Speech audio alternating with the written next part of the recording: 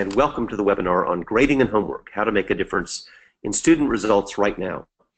I know that many of you have already started your journey in reform on grading and improving homework practices, and I'm very happy to let you know that even if you've got some of this content before, today I have some brand new evidence from 2017 with respect to schools that are already effectively implementing some of these policies, and I hope you'll find that really encouraging.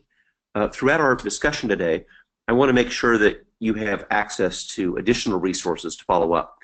So a copy of the video and audio of today's webinar will be available, along with many of our videos that are free downloads at creativeleadership.net.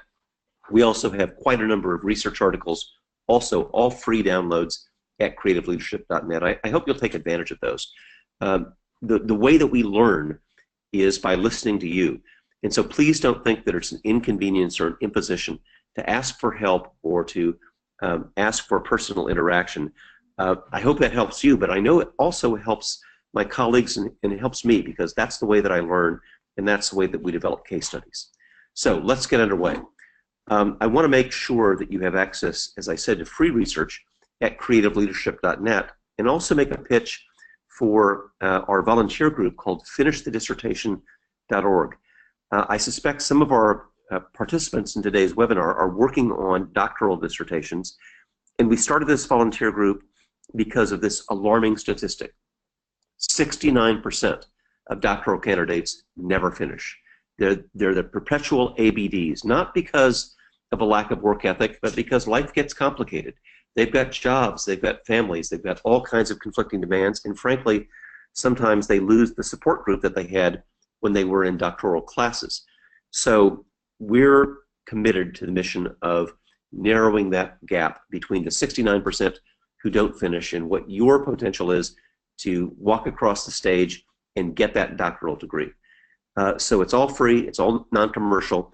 Go to finishthedissertation.org and we're happy to help you. So let's get to work for today. When it comes to grading and homework, there are some pervasive myths that I think we need to challenge. And they provide comfortable explanations, just like myths since the age of the Greeks and Romans have provided comfortable explanations for uncomfortable phenomena. Why does the sun go up and down? Why do the phases of the moon change? We invent myths to explain those, just as we have myths to explain student behavior in grading and homework. And I don't think that you defeat these by bringing in the inspirational speaker, even though I wish that that were true. But the plain fact is, I've heard from schools around the world that they've had one speaker after another that never changes their practices on grading and homework. So it's not oratory that changes things, it's experience. And if I had one big takeaway I'd like you to have from today, it's don't have me or anybody else on stage. Make your teachers the center of professional learning, because it's their learning, their experiences. I'm going to show you in a few minutes that will really be most influential. That doesn't mean I don't want to come to your district. I'd be happy to. But honestly, your own colleagues are more influential than any outsider will be when it comes to changing practice. And it's basically an inside-out model. We really need to challenge the model of superficial buy-in. The book that I'm going to bring out in 2018 is called The New Model of Educational Change. And one of the big ideas of that is moving away from the false promises of 1990s change models, which depend upon buy-in, and move toward a model of empiricism, where we listen to and are informed by the empirical examples of our colleagues. That's what really works. Not national and international research, but your research, your practice. So let's get to a couple of reassurances before we begin. One of the things that I fear has been unhelpful in the discussion on grading and homework is this adversarial perspective. Like one side is on the right of reform and the other side is on the side of student responsibility and truth, justice, and the American way. That is crazy talk. What we need to have is all of us on the same side. We all want students to be successful. We all want students to have personal responsibility. And we all want both student success and failure to reflect real work. So it's not home factors, it's not sympathy, it's not some external manipulation. We're all on the same side here. So you can make a difference. And part of the recurring theme that you're going to hear today is that this is not a 5-year plan. It's not a 3-year plan. It's something that we can do right now. And you can start by saying, let's not fight over silly things. I see too many school systems fighting over, shall we call grades A, B, C, D, or shall we call them 1, 2, 3, 4? It's a silly argument. If your culture is A, B, C, D, and F, maintain that. There are much more important battles to fight than the label. So I know that a lot of people are, when they talk about improved grading practices, are engaged in these titanic struggles over labels. Please don't do that. You can also maintain GPAs, but do so just like we report them on a transcript, which is a 2.5, 3.6, 4.0. That's the way we do it, not on a 100-point scale. The 100-point scale is kind of a silly artifact of the 20th century. For the most part, since Boston Latin, first public school in the country, was founded in 1635, it's been a 4-point scale. A, B, C, D, F. 4, 3, 2, 1, 0. That's all that you have to do. Stop the arguments over extraneous things. We'll still have transcripts. We'll still have academic honors. Although I must say, I think your academic honors ought to be, if the Ivy League does, with highest honors, high honors, and honors. The silly idea in the country, which is 3.9995 is different from 3.99996. The first is the salutatorian, the second is the valedictorian.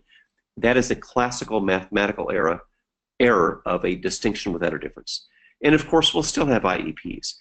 I read some of the talk on Twitter chats that if we go to grading reform, we'll lose honors, we'll lose transcripts, we'll lose IEPs. Not true. You'll still have all of those things. So let's be resolved to make a positive difference, but not feed into the fears of the opponents. And let's be really clear about what our gold standard is. Grades are part of feedback. Now, I know many of you followed the work of John Hattie, and good on you for doing that. What a thoughtful and wonderful guy. I know there's controversy over the use of meta-analysis and syntheses of meta-analyses, but the preponderance of the evidence that John brings to the table are really great. And one of the things I'm sure you know is that he finds feedback to be one of the most powerful tools in teaching. And it's not just John. You've heard the same thing from Robert Marzano, from Tom Guskey, I hope from myself and many others. But it's a really important part of the feedback system. Moreover, we want to have grading systems that are so clear that students can accurately predict their own grades. If you've looked just in the last week at John's latest research, he expanded variables from 150 to 240, and yet still in the top few impacts on student achievement.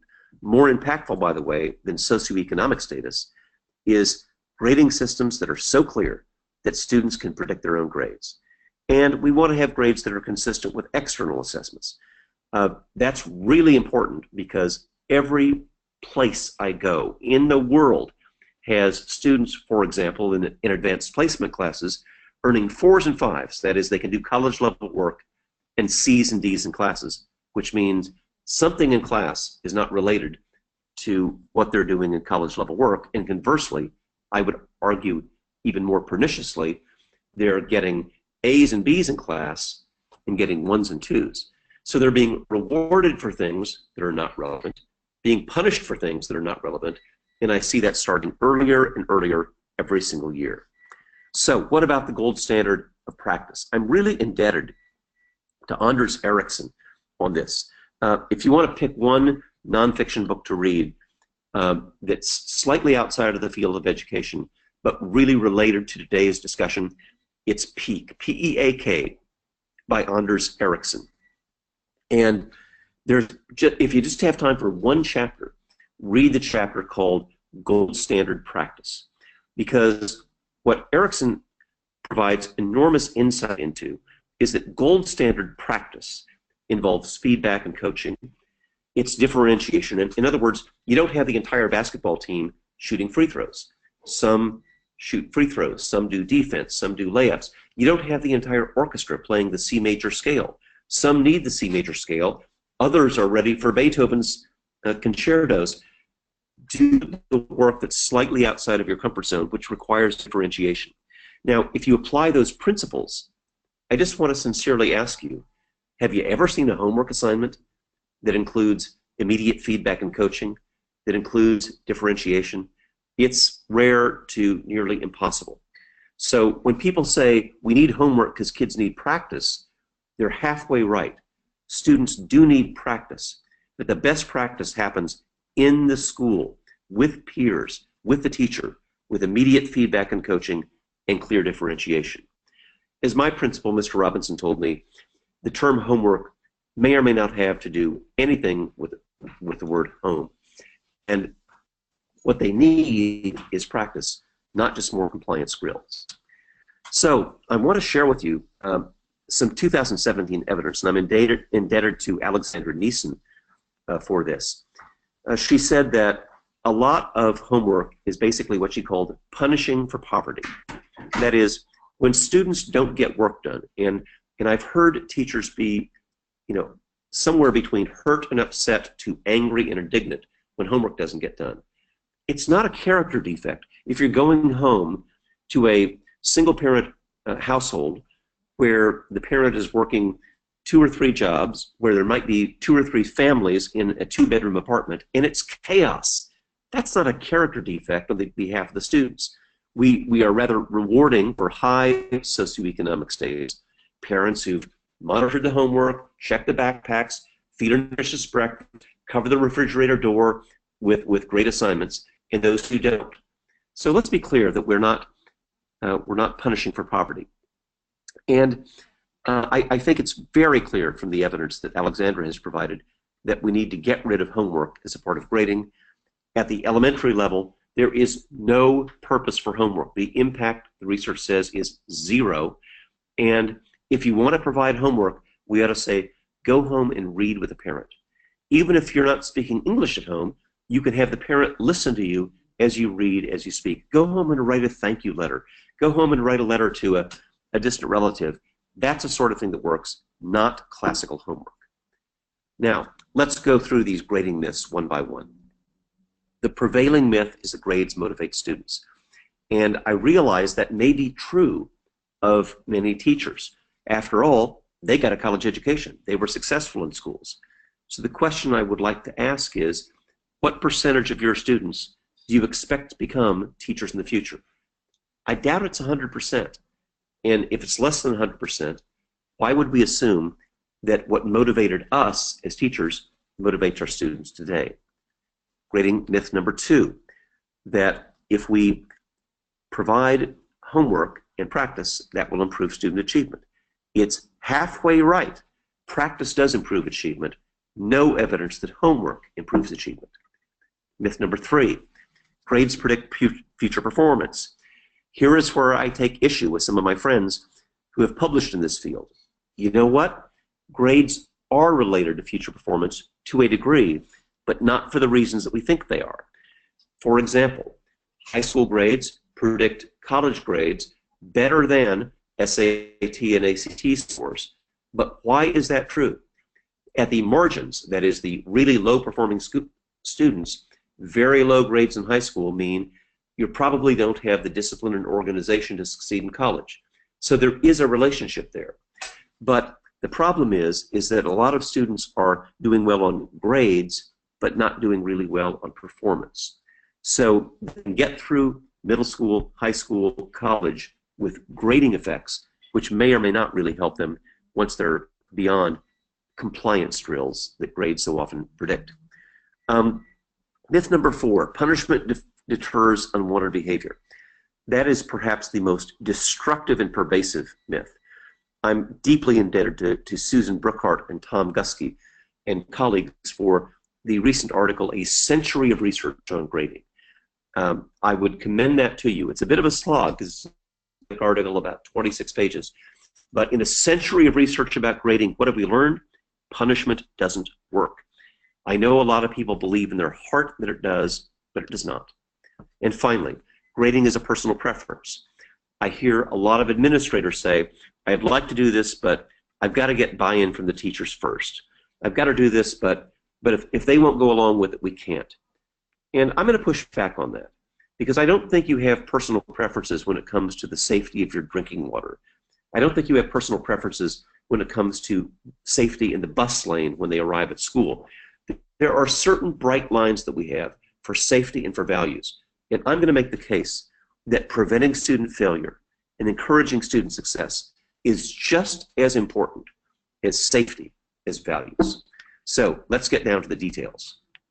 These myths are pervasive, and I'm going to give you about 60 seconds to tell me, using either the question or chat function, or you can even tweet or text if you'd like, why is it that the myths that we've just discussed are so appealing? Take about 60 seconds, and then I'll come back.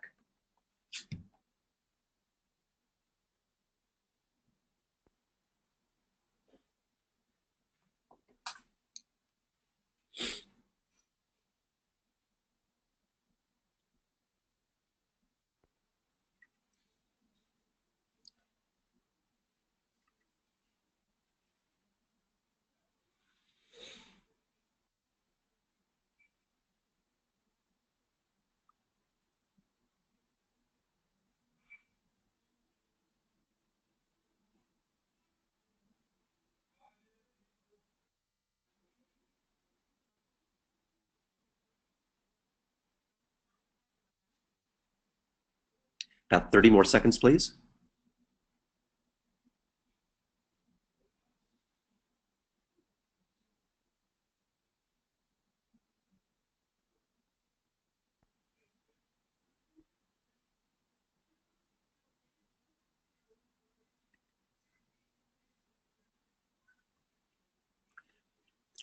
And let's come back to large group. It's very interesting. The vast majority of your responses is that this is what we're comfortable with. Myths are appealing because they are comfortable.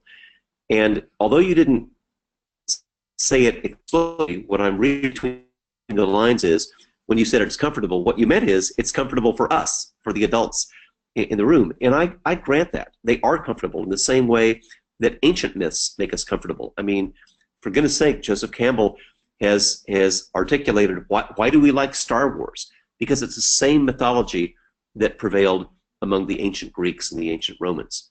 But my pushback, respectfully, is what makes us comfortable may or may not be what is best for our students.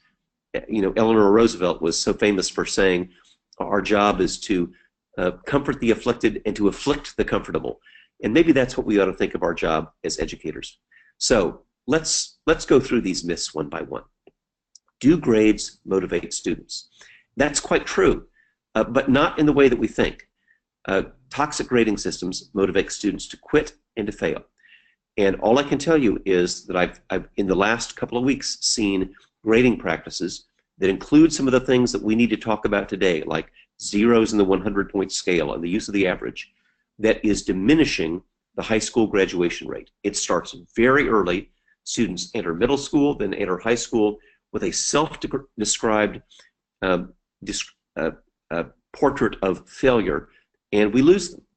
And when we lose them, it has adverse effects, not just for that student and his or her family, but for all of society.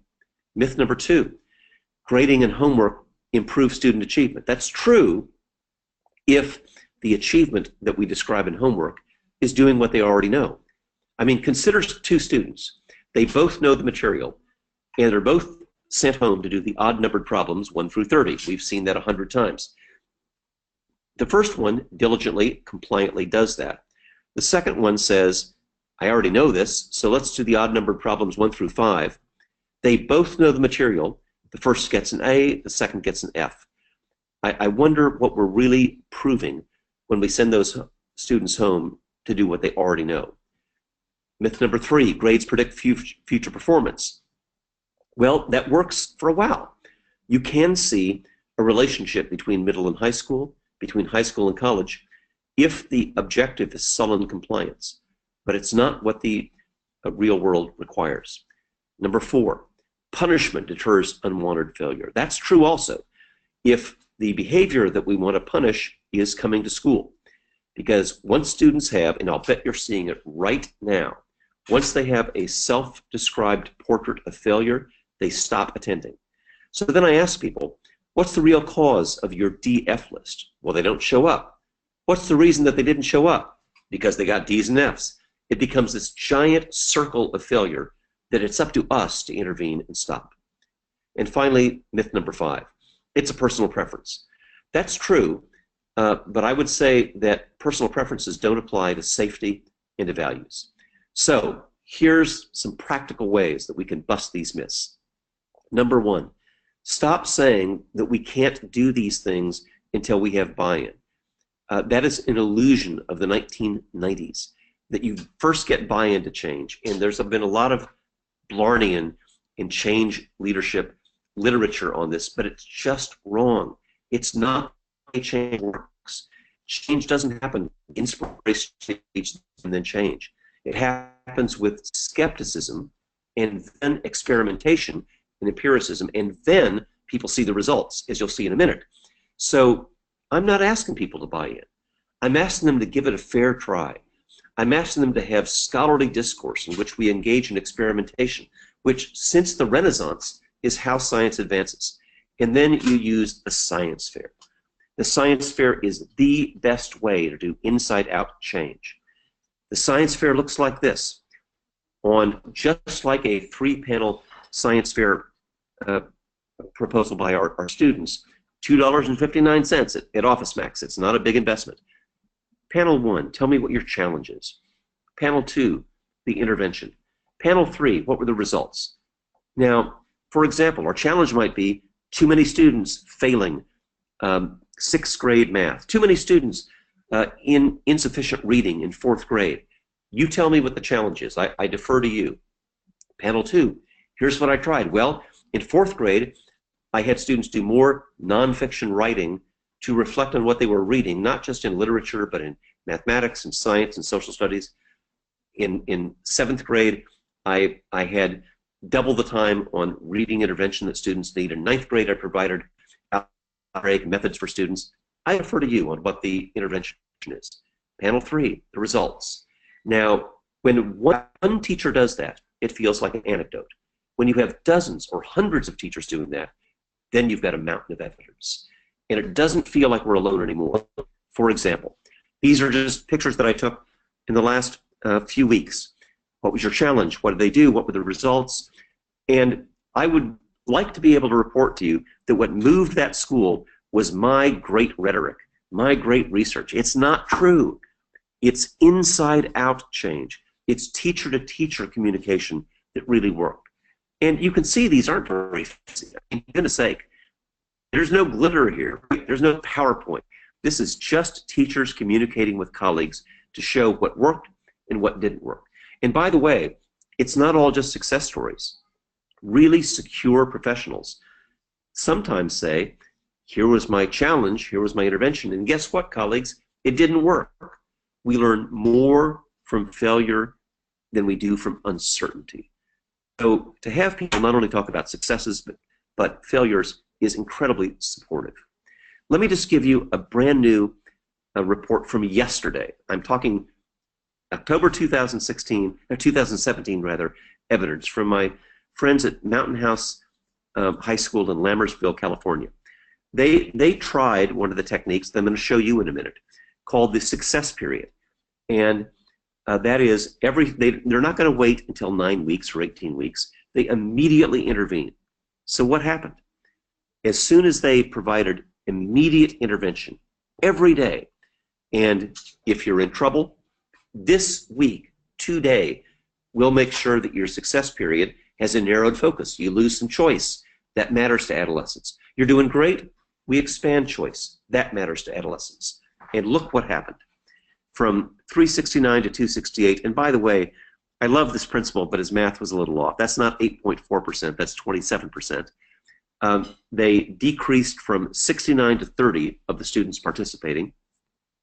The number of teachers who had 20 or more students with D's or F's fell from 10 to 5. The class size in success interventions dropped from 13.2 to 9.3. several students, 167, and to give you a sense of scale here, there's more than 1,000 students in this high school, exited success. And most importantly, the number of students who were in success for 3 or more D's and F's, and that's a big problem, because those are students at risk of dropout, has declined all the way to 38. What a success story. This is brand new evidence that you're hearing for the first time in one of these webinars, and it really works. So how did they do it? What they emphasized was not schoolmanship and game playing, but mastery of content. And that they had meaningful consequences. What they used to do, like we all did, was F's and zeros for late or inadequate work. Now the consequence is doing the work, and they do it every single day. It's very transparent.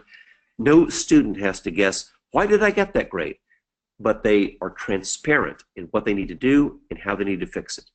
And they're absolutely consistent. I just so admire these people because they're taking theory and moving it into action, and the results speak for themselves. So let's think about how we translate what we know to be an important idea, feedback, and translate it into practice.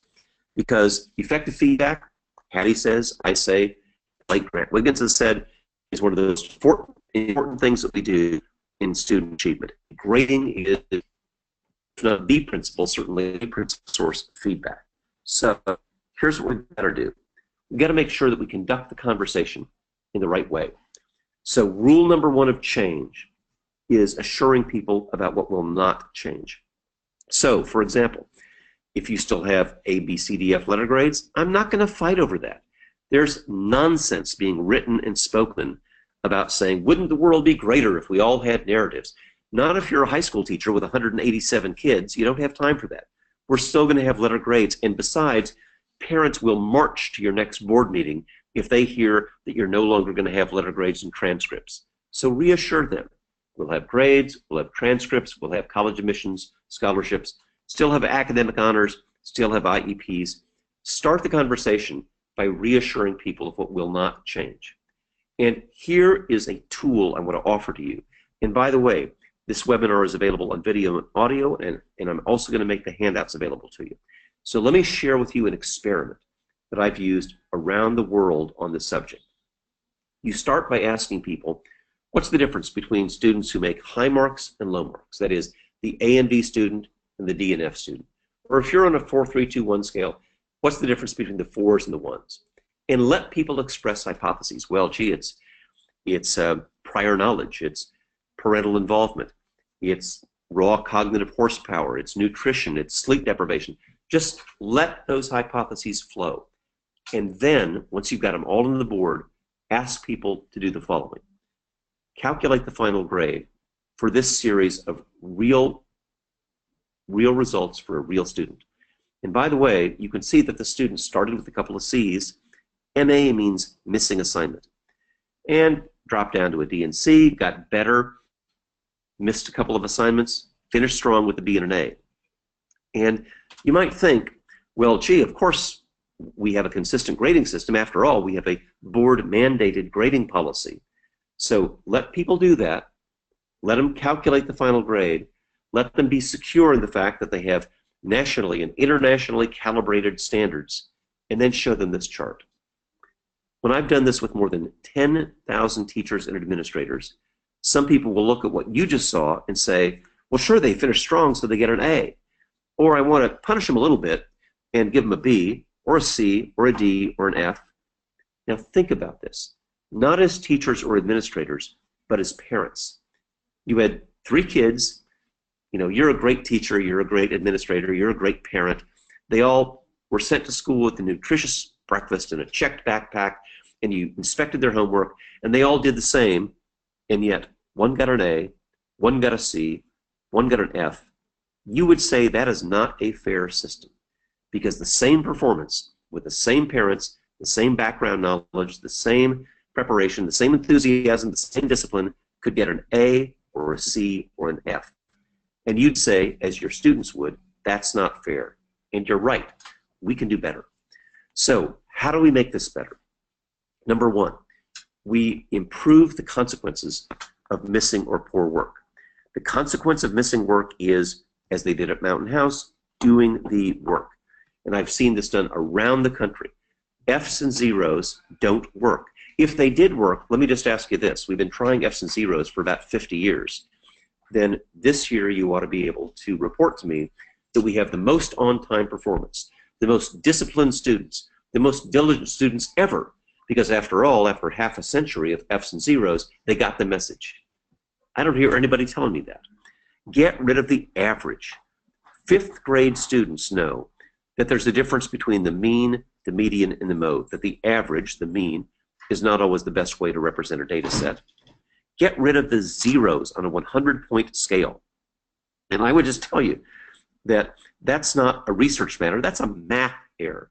If an A is a 90, and a B is a 80, and a C is a 70, a D is a 60, but not turning work in is a 0, we're saying that the 0 on a 100-point scale, not turning work in, is 6 times worse than doing it wretchedly and getting a D. That's a math error. That's an interval error. Just as the use of the average is a math error.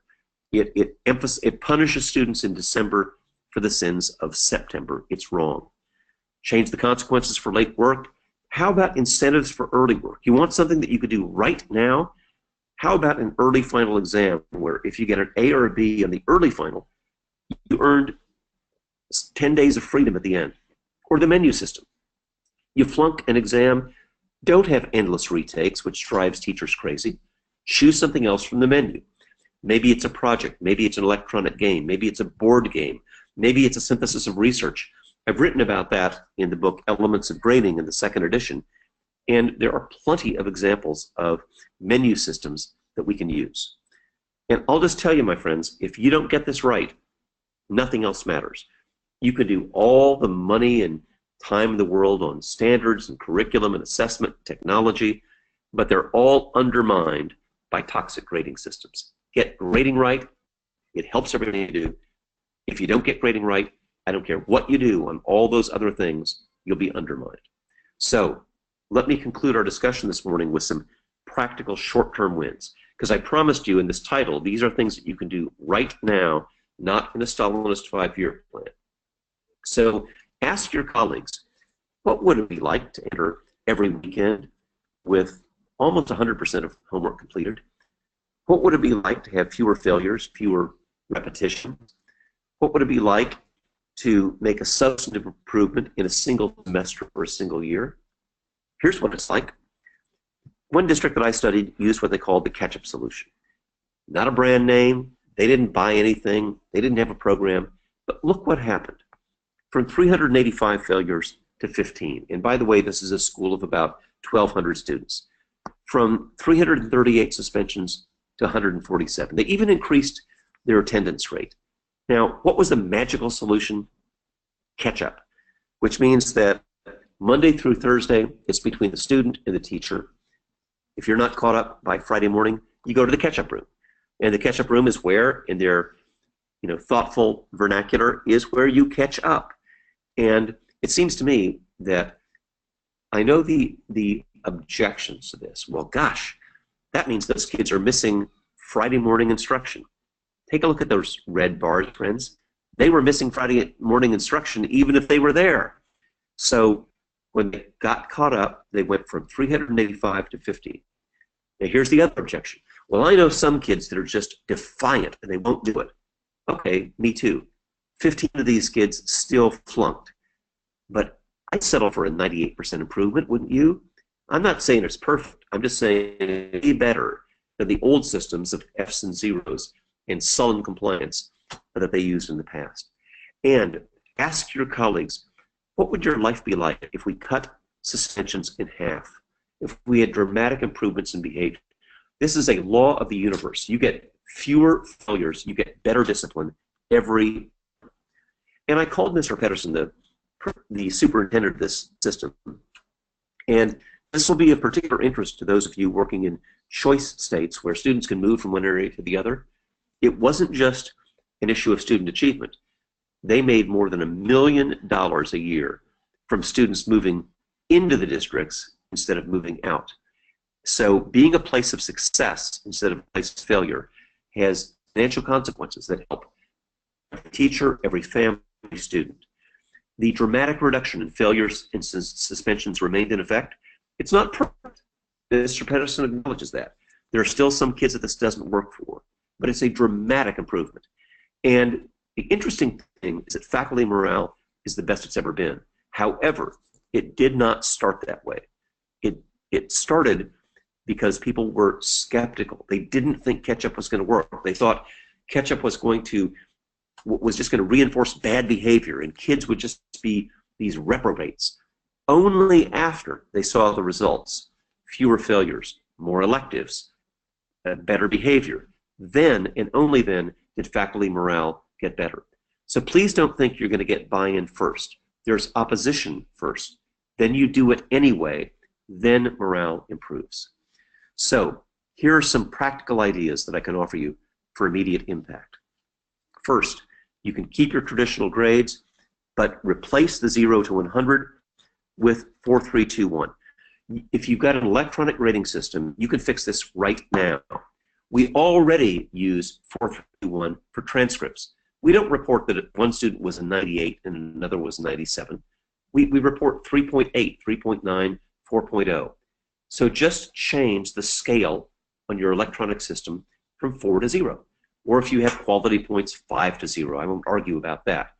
But you don't have to do 100 to 0. You can change that right now, and that will improve your failure rate. You can stop the default to the average.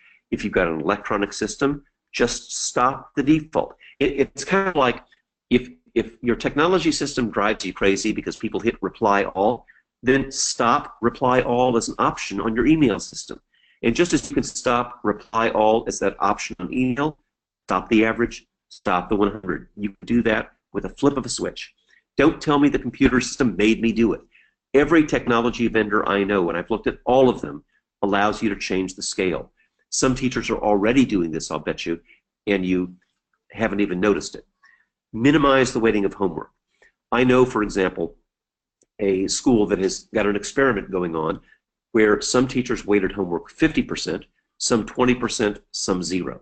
And of course the fear was that as you reduce the weighting of homework, student achievement will decline because they all had a common final exam. Not what happened, friends. When you go down to 0%, what you find is that students do the homework that's most relevant to the class, and a lot of homework does not meet that standard. And consider an early final exam. In the analysis that I've done where schools have done this, they have dramatically improved pass rates.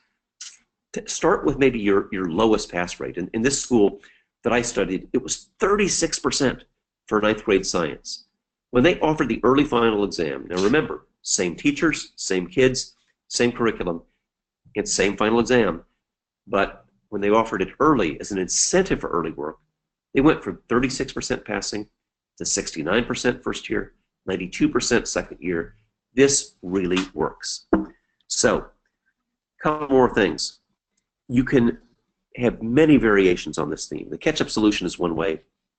Other schools use what they call the red, yellow, green system. Every week they know the green is the default, yellow means you're missing a couple of assignments, red means you're in danger of losing credit. And when they published that, Rick Dufour called it collective ownership. It's not just for my personal green list. The entire faculty has a red, yellow, green list.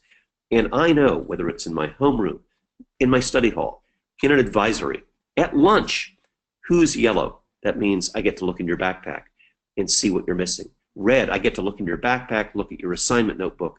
Students hate that, but that is a meaningful consequence. And I'll tell you, in this school of about 1,700 students, first year they tried red, yellow, green, they had 180 fewer course failures.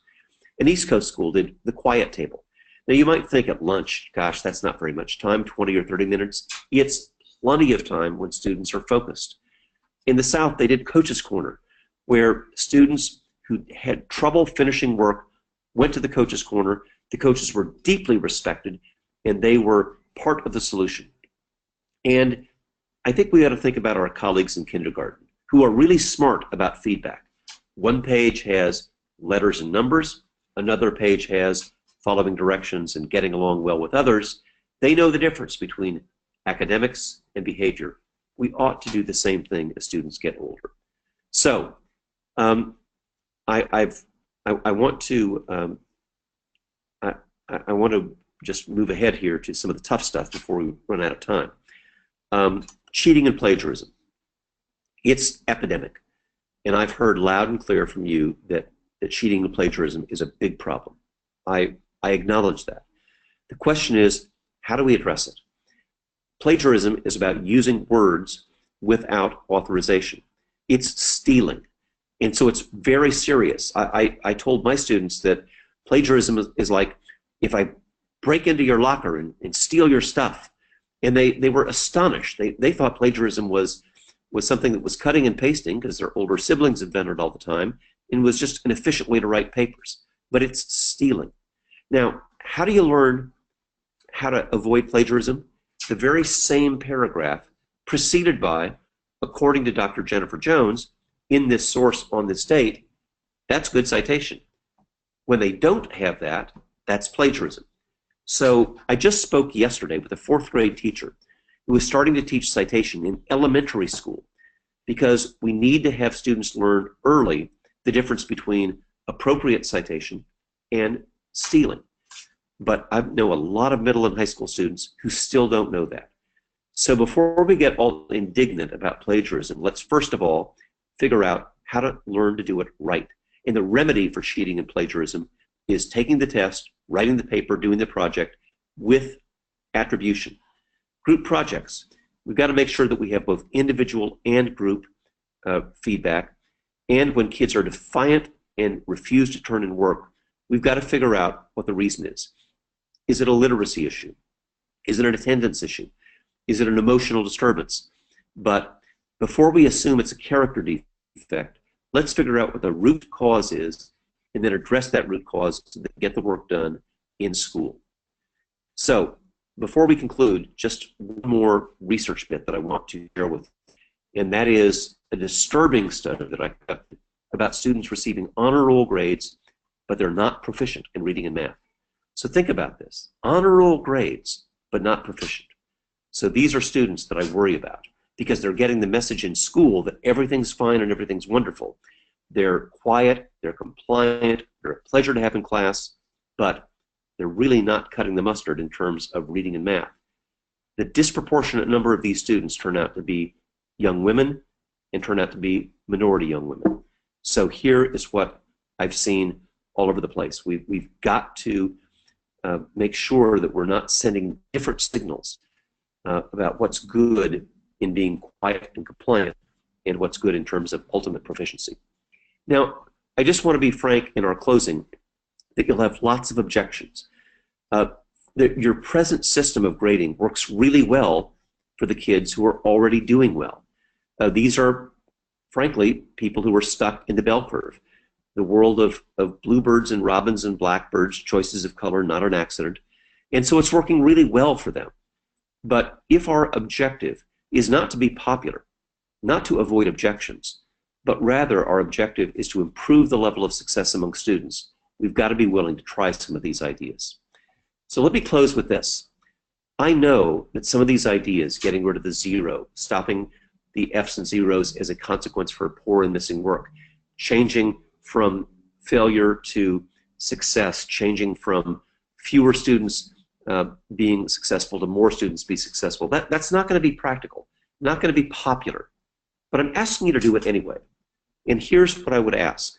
Where would you draw the line on toxic practices? Where would you say, you know, I don't care if you disagree with this. I don't care if you don't like it. I don't care if there's no buy-in. You got to do it anyway. Let me offer a compelling example. How about corporal punishment? Now, as the etching suggests, this is an old-timey, old-fashioned, medieval idea where teachers are paddling students, right? How about that if I tell you that 19 states still allow corporal punishment? That last year in the U.S., 110,000 students suffered corporal punishment. And yet, what if I told you that the evidence starting in 1960 said corporal punishment is not only ineffective, but it is counterproductive. That is, students who are beaten in school wind up perpetuating a cycle of violence, wind up not improving their behavior, but getting worse. Corporal punishment, I hope, offends you. And if you had a colleague say, I think slapping kids is a good idea, you wouldn't ask for buy-in. You'd say, that's not okay.